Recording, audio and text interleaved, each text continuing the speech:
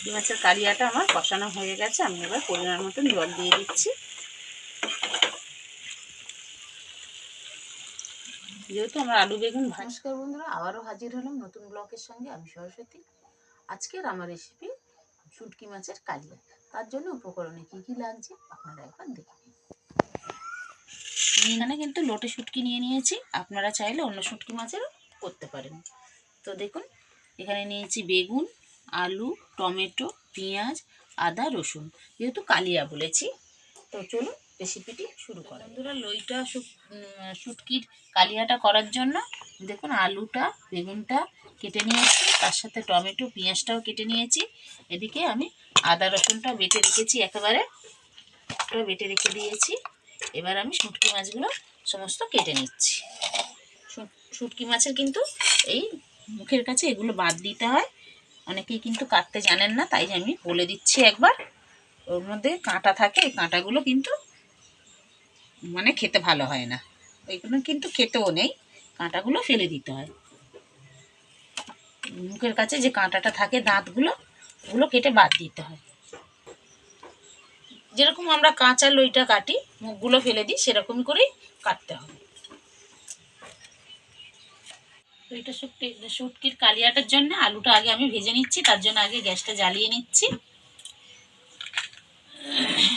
প্রথমে আমি দেখুন পুরো রান্নাটা কিন্তু সর্ষের তেলেই করব, তার জন্য আমি সর্ষের তেল দিয়ে দিচ্ছি। তো বন্ধুরা, কালিয়ার জন্য শুটকি মাছের কালিয়াটার জন্য তেলটা গরম হয়ে গেছে, আলুগুলো আগে দিয়ে দিচ্ছি ভেজে নেওয়ার জন্য। শুটকিটা কাটা হয়ে গেছে, আমি কিন্তু এটা গরম জলে ধুয়ে নিচ্ছি। আপনারাও কিন্তু অবশ্যই গরম জলে এটা ভিজিয়ে ধুয়ে নেবেন, এর গায়ে কিন্তু অনেক বালি থাকে, নোংরাও থাকে, সেটা উঠে যাবে। তারপরে আপনারা ঠান্ডা জলে ধুতে পারেন, আগে প্রথমে কিন্তু গরম জলে ভেজাতে হবে।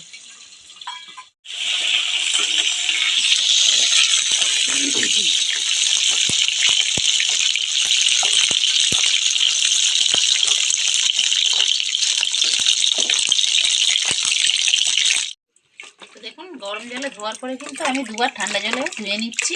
এইভাবে পরিষ্কার করে ধুতে হবে, কেননা এর গায়ের মধ্যে অনেক বালি থাকে, তরকারিটা না তো কিচকিচ করবে। শুটকি মাছটা দেখুন একদম পরিষ্কার করে ধুয়ে নিয়েছি, লোটে শুটকি মাছটা।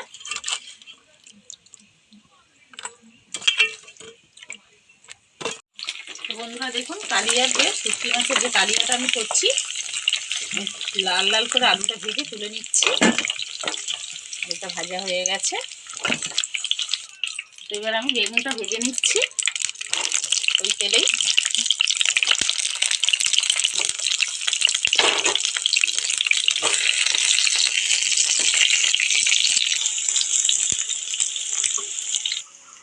দেখুন বেগুনটাও ভাজা হয়ে গেছে, আমি তুলে নিচ্ছি।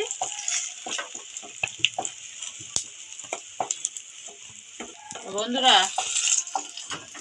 আমার বৌমাকেও শেখাচ্ছি কিন্তু এর সঙ্গে সঙ্গে এই রান্নাটা, ও তো জানে না। তো দেখুন এতে কিন্তু একটু বেশি তেল লাগে, আমি আর একটু তেল দিয়ে দিচ্ছি এই কড়াতেই।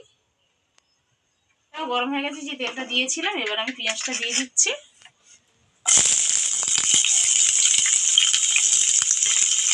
পেঁয়াজটা লাল লাল হয়ে গেল, তারপরে আমি দিয়ে দেবো টমেটো কুচিটা, কেটে রেখেছি ডুমো ডুমো করে টমেটোটা।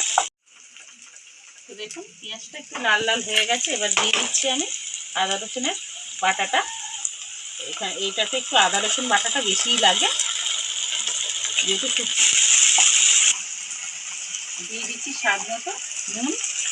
পেঁয়াজটাও গলে যাবে, নুন দিয়ে দিলে নরম হয়ে যাবে। নুনটাও আমি দিয়ে দিলাম। বন্ধুরা, আদা রসুনের কাঁচা গন্ধটা চলে গেছে, এবার আমি দিয়ে দিচ্ছি টমেটোটা আমি রেখে দিয়েছিলাম, কেটে ডুমো ডুমো করে এটা দিয়ে দিলাম।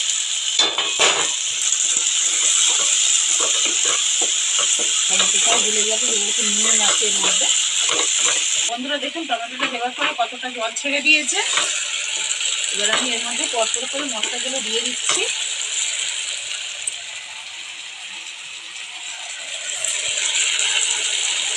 দিয়ে দিচ্ছি আমি হলুদ গুঁড়ো, স্বাদ মতো লঙ্কা গুঁড়ো, লঙ্কাটা আপনারা কম বেশি করে দেবেন।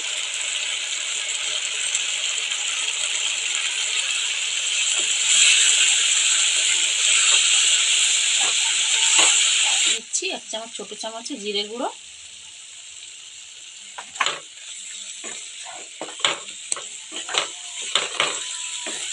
তো দেখুন তেল ছাড়তে শুরু করে দিয়েছে। মশলার কালারটা দেখুন কত সুন্দর হয়েছে। তো বন্ধুরা, আপনারা যারা শুটকি মাছ খেতে পছন্দ করেন না, আপনারা এইভাবে বাড়িতে একবার কালিয়া বানিয়ে খেয়ে দেখুন কত সুন্দর লাগে, তারপরে আমাকে কমেন্ট করে জানাবেন।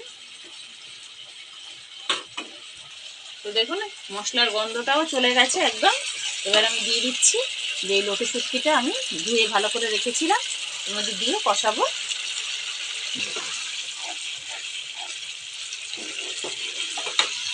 তো বন্ধুরা, অনেকেই বলে শুটকি মাছের বিচ্ছিরি একটা গন্ধ বেরোয়, খেতে ভালো লাগে না। তো আপনারা এইভাবে একবার বাড়িতে বানান।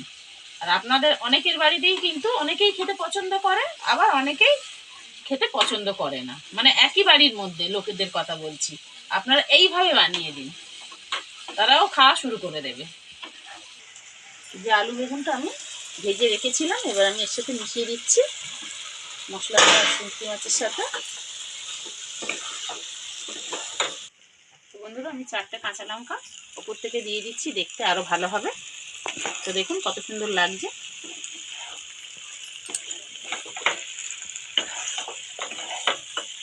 শুটকি মাছের কালিয়াটা আমার কষানো হয়ে গেছে, আমি এবার পরিমাণ মতন জল দিয়ে দিচ্ছি। যেহেতু আমার আলু বেগুন ভাজা, তার জন্য আমি বেশি জল দেব না। বন্ধুরা দেখুন, আমি জলটা কিন্তু একদম অল্প করেই দিয়েছি, যেহেতু আলুটা আমার বেগুনটাও সেদ্ধ করা, আলুটাও সেদ্ধ করা, আলুটা আরেকটু সেদ্ধ হবে, তাই জন্য আমি অল্পই একদম মাপ মতো জল দিয়ে দিয়েছি। দেখুন তার কালিয়াটা তো একটু মাখা মাখাই হয়, তার জন্য আমি এরকমভাবেই জলটা দিয়েছি, যাতে এরকম মাখামাখো তরকারিটা হয়। তো দেখুন ঢাকাটা খুলে নিচ্ছি, লোটে শুটকির কালিয়াটা কত সুন্দর মাখামাখো হয়েছে। তো দেখুন আলুটাও একদম সেদ্ধ হয়ে গেছে। এবার আমি ওপর থেকে গরম মশলা দিয়ে দেবো, গরম মশলার গুঁড়ো দিয়ে দিচ্ছি।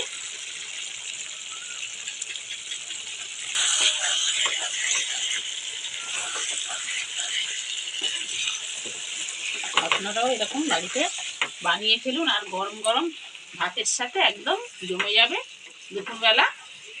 এখন একটু ঠান্ডা ঠান্ডা আছে, শুটকি মাছ খেতে ভালো লাগে, এরপরে গরম পড়ে গেলে কিন্তু শুটকি মাছ খেতে আর এত মানে রিচ তরকারি ভালো লাগবে না, এখনই ভালো লাগবে।